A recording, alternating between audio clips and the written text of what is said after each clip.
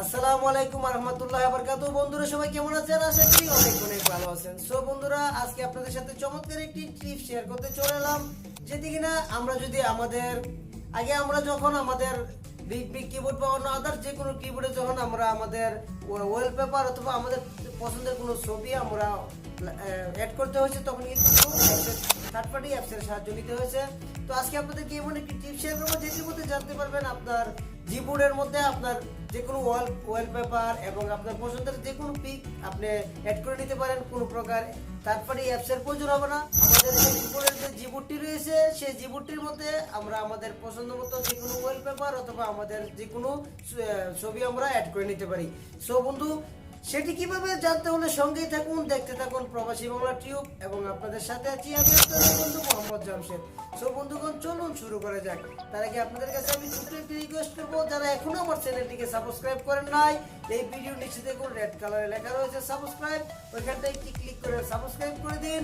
তারপরে একটি notification bell icon আসবে, সেই বেল আইকনটিতে একটি ক্লিক করে এনেবল করে দিন সবার আগে আমার দেওয়া ভিডিওগুলো পেতে। সো বন্ধু, চলুন শুরু করা যাক।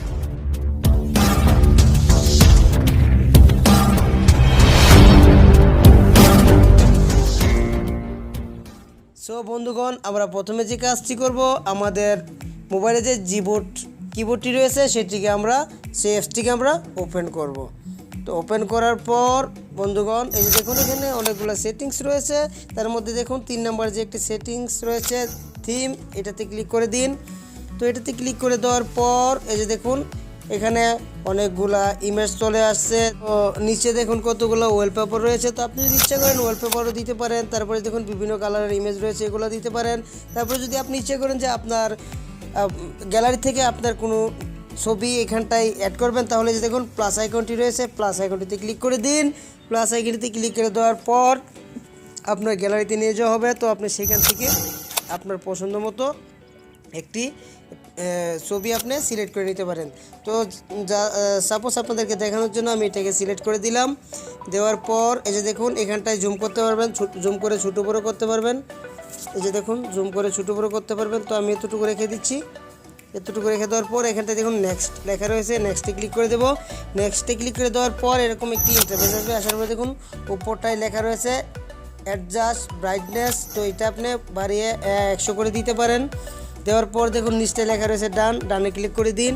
ডানে ক্লিক করে দেওয়ার পর এখানটা একটি অপশন রয়েছে কি বর্ডার নামে, এটা যদি আপনি এনাবল করে দিন তাহলে দেখতে তেমন একটা ভালো দেখাবে না। তো আপনি এটাকে অফ করে রাখেন, সেটাই ভালো। তারপর দেখুন নিচে লেখা রয়েছে অ্যাপ্লাই অপশনটিতে আপনি ক্লিক করে দিন। দেওয়ার পরে এখান থেকে আপনার আর কোনো কাজ নেই, অলরেডি আপনার ছবিটি আপনার কিবোর্ডে অ্যাড হয়ে গেছে। তো এটা আমি কিভাবে দেখবো, সাপোজ আপনাকে দেখানোর জন্য আমি একটা SMS করব। তো আমি আমার হোয়াটসঅ্যাপে প্রবেশ করলাম। হোয়াটসঅ্যাপে প্রবেশ করার পর তো আমি এখানটা একটা SMS করব। তো এই যে দেখুন আমি এসএমএসটা রাইট করব। এখানটা চলে আসছে আমার কিবোর্ডের। এই যে দেখুন আমার কিবোর্ডের আমার যেই ছবিটি আমি অ্যাড করেছিলাম সেই ছবিটি দেখতে খুব সুন্দর দেখাচ্ছে। তো বন্ধু, এভাবেই পারেন আপনি আপনার জিবোর্ডে আপনার ছবিটি এভাবে অ্যাড করে দিতে পারেন। এভাবে অ্যাড করে দিয়ে আপনি আপনার ফ্রেন্ডকে চমকে দিতে পারেন, অবাক করে দিতে পারেন।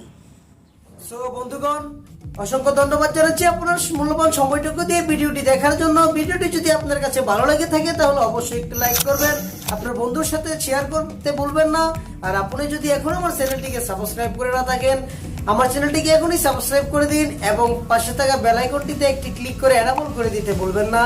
আজ এ পর্যন্তই, দেখা হবে আগামীতে এর চেয়ে ভালো কোনো একটি টিউটোরিয়াল নিয়ে। সে পর্যন্ত সবাই ভালো থাকুন, সুস্থ থাকুন, এই শুভকামনায় আজকের মতো বিদায়।